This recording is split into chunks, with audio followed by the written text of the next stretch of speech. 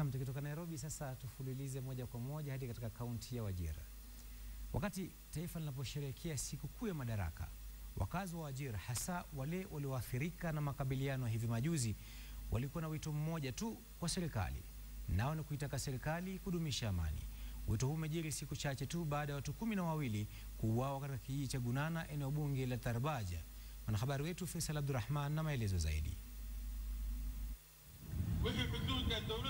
Katika kaunti ya Wajir, wakaazi walikusanyika katika uwanja wa Moi, huku viongozi wote wakitoa wito kwa wenyeji kuhubiri amani. Hapo jana, washukiwa waliodaiwa kutekeleza uhalifu kuchoma nyumba za wakaazi kufuatia vita vya kimbari katika eneo la Wajir wamekamatwa na maafisa wa usalama ili kusitisha mapigano hayo. Mtaa huu wa Tarbaj ulioko kilomita 70 kutoka mjini Wajir uliathirika pakubwa na vita hivyo, huku ukisalia kuwa hifadhi ya watu takriban 1000 waliofurushwa makwao na vita vya kijamii. Tuliarifiwa kuwa idadi ya waliofariki na wale waliotoroka makwao huenda ikaongezeka zaidi kutokana na watu wengi kutoroka maeneo ya Gunana, Dunto na Burmayo. Hakuna chakula, maji kwanza shida tena.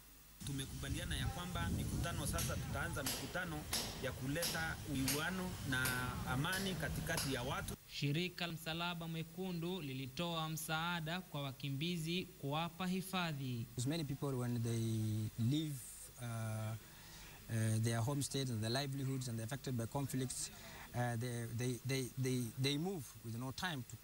Huku viongozi wakiendelea kuhubiri amani, nyumba zaidi zilizidi kuteketezwa moto katika kisa kile kinachoaminika kuwa ulipizaji kisasi. Athari za mzozo huu ya kijamii unadhihirishwa na magovu ya nyumba hizi zilizoteketea bila wakazi, huku watoto na wajane wakitoroka kuponea kifo.